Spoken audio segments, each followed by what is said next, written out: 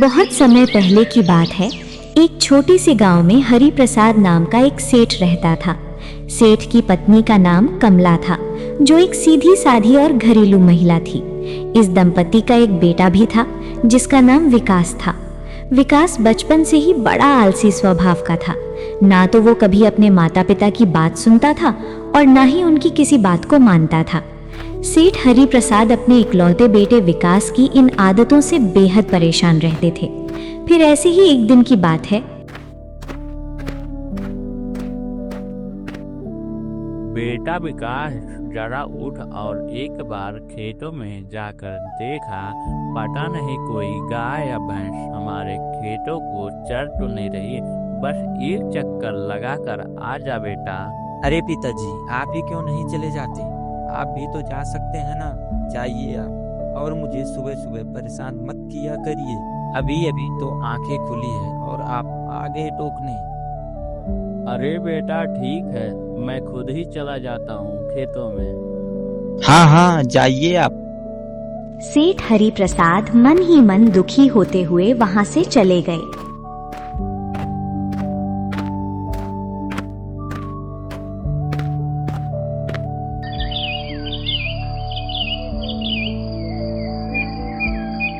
पूरा दिन बीत गया। जब शाम ढलने लगी, तब हरि प्रसाद थका हारा अपने घर लौटा।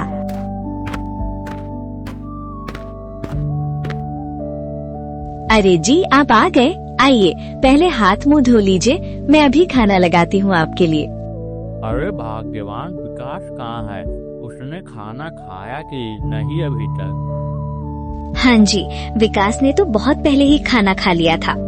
अरे भाग्यवान, एक बार तुम अपने बेटे से कहो कि कोई नौकरी चाकरी कर ले या फिर कोई छोटा मोटा व्यापार ही शुरू कर ले। सारा दिन बस घर में यूं ही पड़ा रहता है, कुछ करता धरता नहीं है। अरे जी, वो भला मेरी बात कहाँ सुनता है। आप खुद ही समझाइए उसे, शायद आपकी कुछ बात मान जाए। ठीक है भाग्यवान, मैं ही कुछ कर देखता हूँ उसे। थोड़ी देर बाद जब विकास बाहर से आया, तो सेठ ने बड़े प्यार से उसे पास बिठाया और समझाने लगे। अरे बेटा विकास, तू यूं ही घर में बैठे बैठे क्या करेगा? कहीं कोई नौकरी क्यों नहीं कर लेता या फिर कोई छोटा सा व्यापार ही शुरू कर ले। दिन भर घर में यूं पड़े रहने से तो अच्छा है कि कोई काम कर। मेरी मानो तो एक अच्छा सा व्यापार शुरू कर ले। अरे पिताजी, मुझे नहीं करना कोई काम वाम या व्यापार। वैसे भी हमारे पास इतने पैसे पड़े हैं, तो आप क्या अपने मरने के बाद यह सारा धन अपने साथ ले जाओगे क्या? आखिर यह सब मेरा ही तो होगा। ठीक है बेटा। अपने बेटे के मुंह से ऐसी बातें सुनकर सेठ हरि प्रसाद का दिल टूट गया। उनकी आंखों में एक अजीब सौ पीड़ा उतर आई। बिना कुछ बोले वो चुपचाप वहां से चले गए। ऐसे ही कुछ और दिन बीत गए और फिर एक दिन अचानक, माँ, पिताजी जरा बाहर तो आइए। देखिए मैं आपके लिए बाहर क्या लाया हूँ। अरे विकास बेटा, तूने हमें बिना बताए शादी कर ली। कम से कम एक बात तो हमसे पूछ लिया होता। हम तेरे माता पिता हैं आखिर। हाँ बेटा, कम से कम इतना तो पूछ ही लिया होता कि हमारी क्या राय है। आप लोगों को तो मेरा विवाह करना था नहीं, इसीलिए मैंने खुद कर लिया। और वैसे भी यह मेरी जिंदगी है, मैं जो चाहूँ सो करूँ। आप होते कौन हो मुझे रोकने टोकने वाले? बेटा, हमने तुझे अपने हाथों से पाला पोसा है। जिस दिन से तू पैदा हुआ उस दिन से लेकर आज तक हमने तुझे इतना बड़ा कर दिया, और तू हमसे ही पूछ रहा है कि हम कौन है तेरे? तो क्या मुझ पर कोई बड़ा एहसान कर दिया आपने? सारी दुनिया तो अपने बच्चे को पाल पोस कर बड़ा करती है, इसमें आपने कौन सा नया काम कर दिया? यह तो हर माता पिता का फर्ज होता है। इतना कहकर विकास अपनी नई दुल्हन रेखा को लेकर अपने कमरे में चला गया। माता पिता बस देखते रह गए। उनकी आंखों से आंसू छलक आए, लेकिन कुछ कह ना सके। ऐसे ही समय बीतता गया, कई साल गुजर गए। सेठ और सेठानी अब बूढ़े होने लगे थे। उनके शरीर में पहले जैसी ताकत नहीं रही थी और विकास की पत्नी रेखा, वो तो सेठ और सेठानी पर दिन रात अत्याचार करती रहती थी। फिर ऐसे ही एक दिन की बात है। अरे बहू, खाना बन गया क्या? बहुत जोर की भूख लगी है बहू। इस बुढ़िया ने तो पूरी नाक में दम कर रखी है, समझ नहीं आता ये मरती भी क्यों नहीं है। अभी नहीं बना खाना, बहुत देर लगेगी। अरे बहू, अगर कल की रोटियां बची हो तो वहीं दे दो, मुझे कोई तकलीफ नहीं है। रेखा ने झटके से कल की बासी और सूखी रोटियां उठाई और अपनी सास के सामने पटक दी। ले बुढ़िया, बहुत भूख लगी थी ना, ले खा ले अब इसे चुपचाप। बेटी, थोड़ी सब्जी नहीं है क्या? बस थोड़ी सी। नहीं बनाई कोई सब्जी, खाना है तो खा वरना छोड़ दे। मुझ पर कोई एहसान नहीं कर रही तू। इस बुढ़िया के नखरे तो खत्म ही नहीं होते, कभी ये चाहिए कभी वो चाहिए। बस करो अब। कमला ने कांपते हाथों से वो सूखी बासी रोटी उठाई और खाने लगी। उनकी आंखों से आंसू टपक रहे थे, लेकिन वो कुछ भी करने में असमर्थ थीं, बस चुपचाप सहती रहीं। उस दिन जब शाम को विकास काम से घर लौटा। बेटा विकास, तू आ गया। देख, कल जब काम पर जाना तो मेरे लिए दवाई ले आना। मेरी तबीयत कुछ ठीक नहीं लग रही आजकल। अरे पिताजी, अब आपकी उम्र हो गई है, यूं ही दवाइयाँ खा खा कर आखिर कब तक जियोगे? और वैसे भी मेरे पास ऐसे फालतू खर्चे के लिए पैसे नहीं हैं। इतना कहकर विकास वहां से चला गया। सेठ हरि प्रसाद बस देखते रह गया। अगली सुबह कमला ने एक बार फिर अपने बेटे से गुजारिश की। बेटा विकास, आज अपने पिताजी के लिए दवाई जरूर ले आना। देख, उनकी तबीयत सच में ठीक नहीं है, बहुत कमजोर हो गए हैं वो। अरे माँ, मैंने कह दिया ना, मैं कोई दवाई उबाई नहीं लाऊंगा। मेरे पास इतने पैसे नहीं हैं। जब देखो तब तुम दोनों को फालतू के खर्चे करने होते हैं। बेटा, पैसे तो तुम्हारे पिताजी की मेहनत से ही आते हैं ना। वो खेतों में जो फसल उगाते हैं उसी से तो। अरे खेत से आते हैं तो मैं क्या करूं? और तुम दोनों को दिन भर जो खाने को चाहिए होता है वो क्या मुफ्त में आता है? मैंने कह दिया, कोई दवाई लेकर नहीं आऊंगा बस। इतना कहकर विकास झल्लाते हुए अपने काम पर चला गया।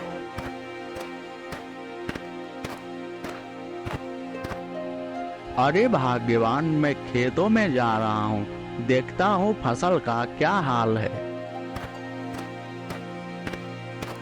बीमार होने के बावजूद भी सेठ हरि प्रसाद धीरे धीरे चलते हुए अपने खेतों की ओर निकल पड़े।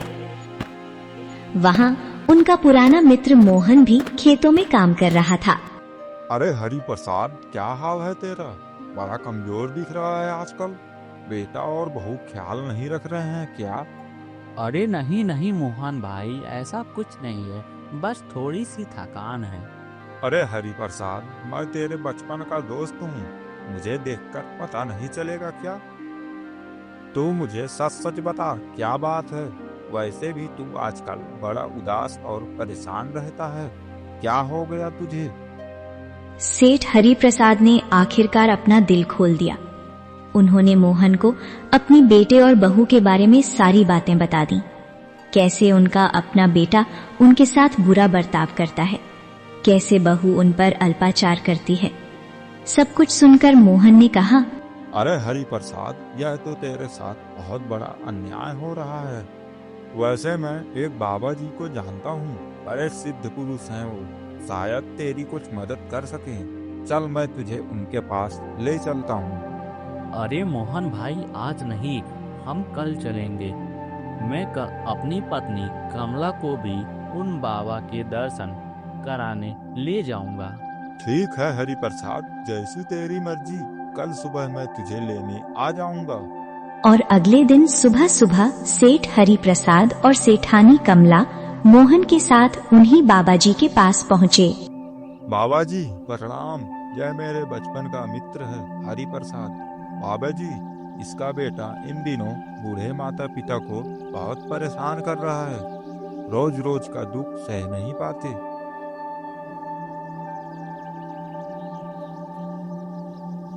तेरा बेटा तुझे जितना भी परेशान करता है वो तो तेरे पिछले कर्मों के आगे कुछ भी नहीं है।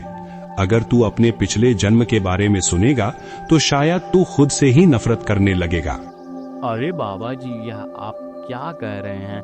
मैंने तो अपने इस जीवन में कभी कोई बुरा काम नहीं किया और तो अपने बेटे की परवरिश में भी कोई कमी नहीं छोड़ी, फिर यह सब क्यों? बेटा, तूने भले इस जन्म में कोई भी गलत काम नहीं किया, पर तूने अपने पिछले जन्म में इतने भयंकर पाप किए हैं कि तेरा इस जन्म का कोई भी अच्छा कर्म उन बुरे कर्मों को मिटा नहीं पाया।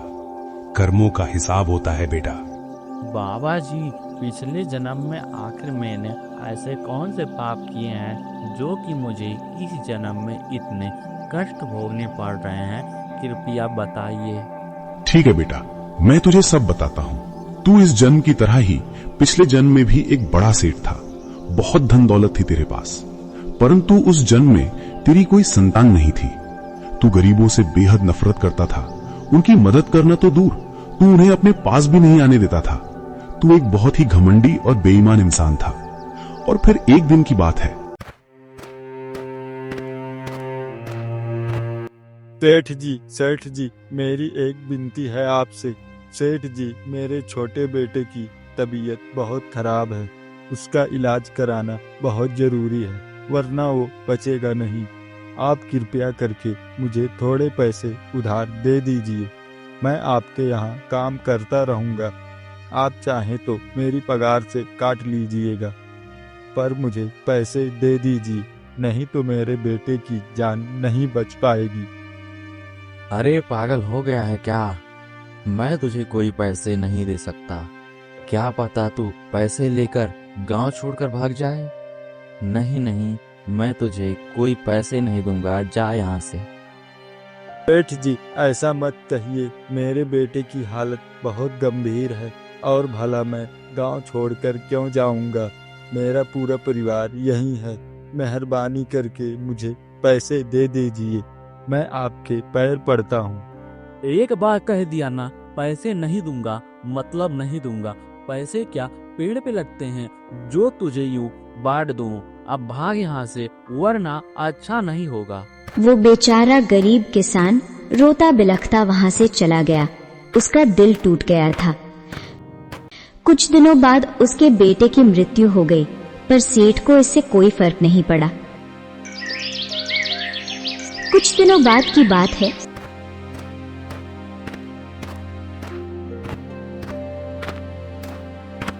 सेठ जी, आपको पता है गांव वाले आपके बारे में क्या क्या बातें बना रहे हैं? क्यों, क्या बात है लक्ष्मण जी? गांव वाले मेरे बारे में क्या कहते हैं, जरा बताओ तो।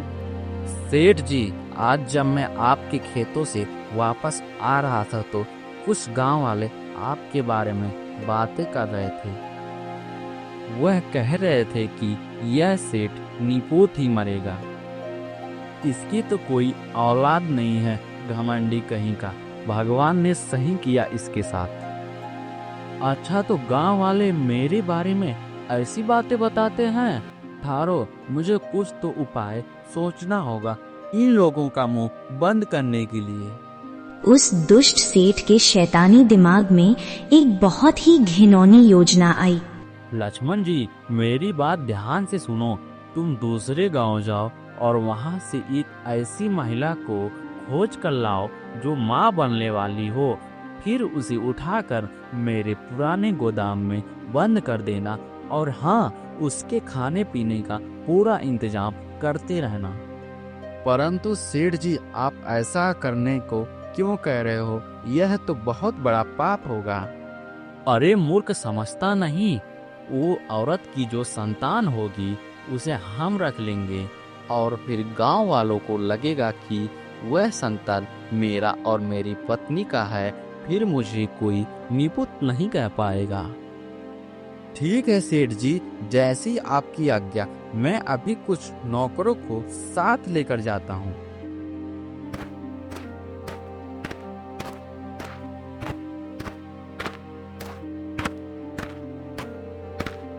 नीम जी, हम इतनी दूर क्यों आए हैं? मुझे तो बहुत जोरों की भूख लग रही है और कितना चलना होगा अभी। चुप रहो, हम यहाँ किसी का अपहरण करने आए हैं, चुपचाप चलो।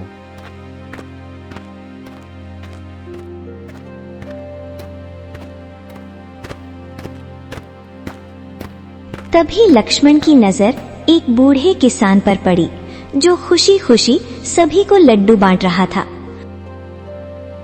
वो बूढ़ा किसान लक्ष्मण के पास भी आया।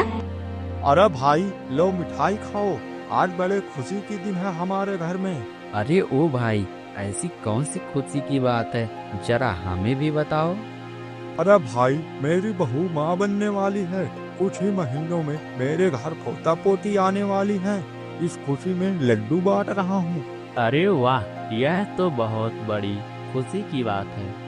वैसे भाई तुम रहते कहाँ हो? वो सामने जो छोटा सा घर दिख रहा है ना, मैं अपने परिवार के साथ वहीं रहता हूँ। अच्छा अच्छा भाई, अब हम चलते हैं, बहुत शुभकामनाएं आपको।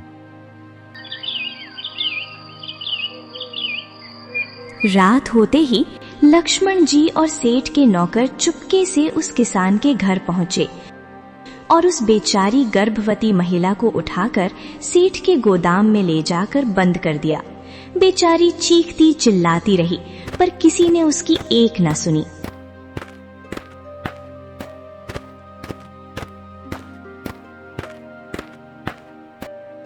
सेठ जी, हम आपके कहने पर उस गांव से एक गर्भवती महिला को ले आए हैं, उस गोदाम में बंद कर दिया है।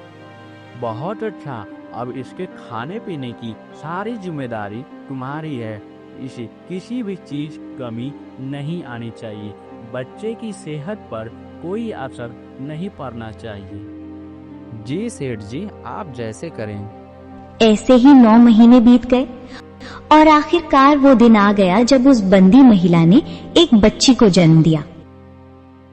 सेठ जी, उस महिला ने एक बच्ची को जन्म दिया है, परंतु सेठ जी, वह महिला अब जीवित नहीं है। बच्ची को जन्म देते दौरान उसकी मृत्यु हो गई। क्या वो स्त्री नहीं बची? खैर कोई बात नहीं लक्ष्मण जी, उस स्त्री का कहीं दूर ले जाकर जंगल में अंतिम संस्कार कर देना। किसी को कुछ पता नहीं चलना चाहिए।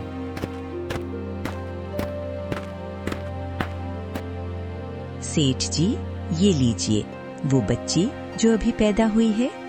दादी माँ, इस बच्ची को मुझे दे दो। और हाँ लक्ष्मण जी, यह बात कानों कान किसी को भी पता नहीं चलनी चाहिए, समझे?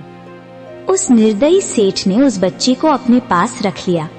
फिर पूरे गांव में मिठाइयां बंटवाईं। सभी गांव वालों को यही लगा कि वो बच्ची सेठ और सेठानी की अपनी है।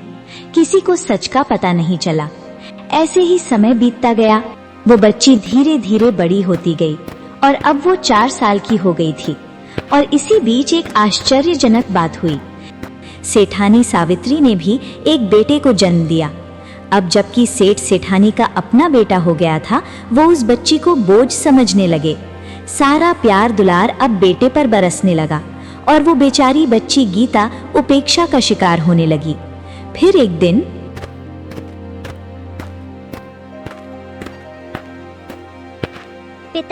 पिताजी आप आ गए। मैं आपका इंतजार कर रही थी। अरे दूर हट यहाँ से, दूर से बात किया कर मुझसे। अरे सावित्री, मैंने तुमसे कितनी बार कहा है कि इस लड़की को मुझसे दूर रखा करो। अरे गीता, तुझसे कितनी बार कहा है कि अपने पिताजी के पास मत जाया कर। अब जा यहाँ से, भाग यहाँ से।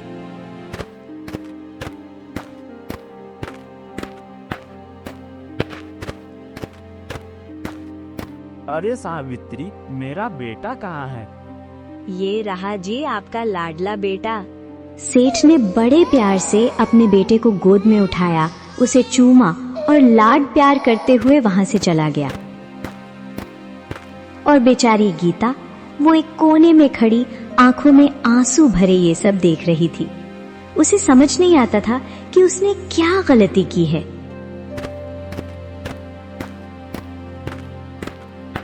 माँ, बहुत भूख लगी है, कुछ खाने को दे दो ना माँ। अरे कलमुही, जब मैं अपने बेटे को खिलाने बैठती हूँ तभी तेरे पेट में आग लगती है। अब जा यहाँ से, कोई खाना नहीं है तेरे लिए। इस रात बेचारी छोटी सी गीता रो रो कर भूखे पेट ही सो गई। कई रातें ऐसी ही बीतती थीं। फिर एक रात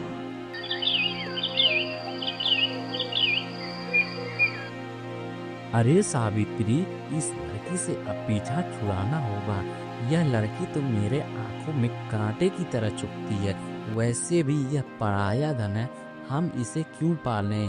और हाँ, कल को जब इसकी शादी होगी तो आधा धन यही लेकर चली जाएगी। फिर हम अपने बेटे को क्या देंगे? हाँ जी, मुझे भी ये लड़की जरा भी पसंद नहीं है, पर हम करें भी तो क्या, इसकी असली माँ भी तो मर चुकी है। उसी रात सेठ और सेठानी ने मिलकर एक भयानक षड्यंत्र रचा और फिर सो गए। अगले दिन सुबह सेठ गीता के पास आया, पर इस बार उसका व्यवहार बिल्कुल बदला हुआ था। बेटी गीता, नींद पूरी हो गई है ना? बेटा गीता, मुझे माफ कर दो। मैं काम धंधे की चिंता में थोड़ा गुस्से में रहता हूँ, पर आज से सब बदल जाएगा। चलो बेटा, आज मैं तुम्हें और तुम्हारी माँ को कहीं बाहर घुमाने ले चलता हूँ। सच पिताजी, आप मुझे घुमाने ले जाएंगे? हाँ पिताजी, मैं जरूर चलूंगी आपके साथ। बेचारी मासूम गीता को क्या पता था कि ये प्यार नकली है। वो तो बस खुश थी कि आखिरकार उसके पिताजी उससे प्यार से बोले। सेठ, सेठानी और गीता तीनों एक साथ घूमने दूर निकल पड़े।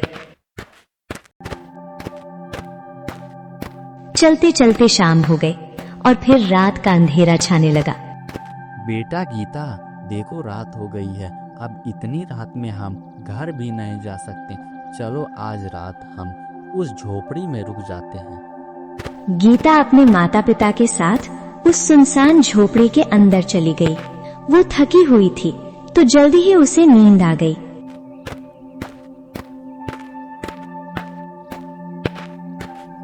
अगले दिन जब सुबह हुई और गीता की आंख खुली तो उसने देखा कि उस झोपड़ी में उसके सिवा कोई भी नहीं था। वो घबराकर उठी और इधर उधर देखने लगी। पिताजी, पिताजी, आप कहाँ हो? माँ, माँ, आप कहाँ हो? माँ और पिताजी, आप कहाँ चले गए? बेचारी छोटी सी गीता अपने माता पिता को ढूंढते ढूंढते उस झोपड़ी से बाहर निकली।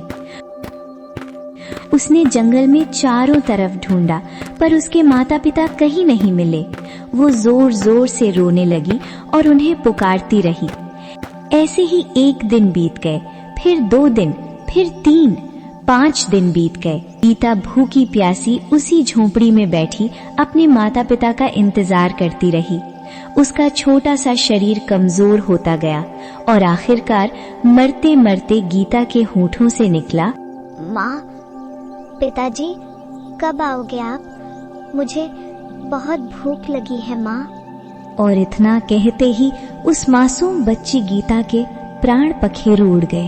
भूख, प्यास और अकेलेपन ने उसकी जान ले ली। और इधर उसी वक्त सेठ और सेठानी अपने घर में आराम से बैठे थे। अरे सेठानी जी, चलो आखिरकार उस मनहूस से पीछा छूटा हमारा। वैसे भी अब अपना बेटा है तो हम दूसरे की औलाद क्यों पालें? सेठ और सेठानी यही बातें कर ही रहे थे कि तभी अचानक उनका छोटा बेटा पलंग से नीचे गिर पड़ा। उसका सिर जमीन पर जोर से टकराया और उसी क्षण उस बच्चे के भी प्राण निकल गए। सेठ और सेठानी दौड़कर बच्चे के पास गए, पर तब तक बहुत देर हो चुकी थी। दोनों का रो रो कर बुरा हाल हो गया। उनका इकलौता बेटा, जिसके लिए उन्होंने एक मासूम बच्ची की जान ली, वो भी उनसे छिन गया। ये है तेरे पिछले जन्म के कर्म। तूने उस मासूम बच्ची के साथ जो किया वो सबसे बड़ा पाप था, पर तू समझा नहीं। उस लड़की के भाग्य की वजह से वो तेरे घर में बेटा पैदा हुआ था। तूने उसे मार दिया तो तेरा बेटा भी तुझसे छिन गया, और अब वही लड़की इस जन्म में तेरे बेटे के रूप में जन्मी है और तुझसे अपना बदला ले रही है। तो बाबा जी, कोई तो उपाय होगा ना? कोई तो रास्ता होगा? आखिर इससे कैसे बचा जा सकता है? कृपया कर कोई रास्ता बताइए। बेटा, इसका कोई उपाय नहीं है। तूने जो कर्म किए हैं वो तो तुझे भोगने ही पड़ेंगे। कर्मों का फल तो मिलता ही है, चाहे इस जन्म में मिले व अगले जन्म में। हाँ, बस इतना कर सकते हो कि इस जन्म में जितने हो सके उतने अच्छे कर्म करो, गरीबों की मदद करो, दान पुण्य करो। शायद इससे तुम्हारा कुछ पाप कम हो सके और अगला जन्म सुधर सके। ठीक है बाबा जी। तो मित्रों, इस कहानी से हमें एक बहुत बड़ी सीख मिलती है। हमें अपने जीवन में हमेशा अच्छे कर्म करने चाहिए। जो बीज बोओगे वही फसल काटोगे। अगर अच्छे कर्म करोगे तो अच्छा फल मिलेगा और बुरे कर्म करोगे तो बुरा फल भोगना ही पड़ेगा। कर्मों का हिसाब किताब कभी नहीं चूकता। ये ब्रह्मांड का नियम है जिसे कोई नहीं बदल सकता। इसलिए मित्रों, हमेशा सत्य के मार्ग पर चलो, दूसरों की मदद करो और कभी किसी के साथ बुरा मत करो, क्योंकि जो तुम दूसरों के साथ करोगे वही एक दिन तुम्हारे साथ होगा। सब्सक्राइब मुरली टून्स।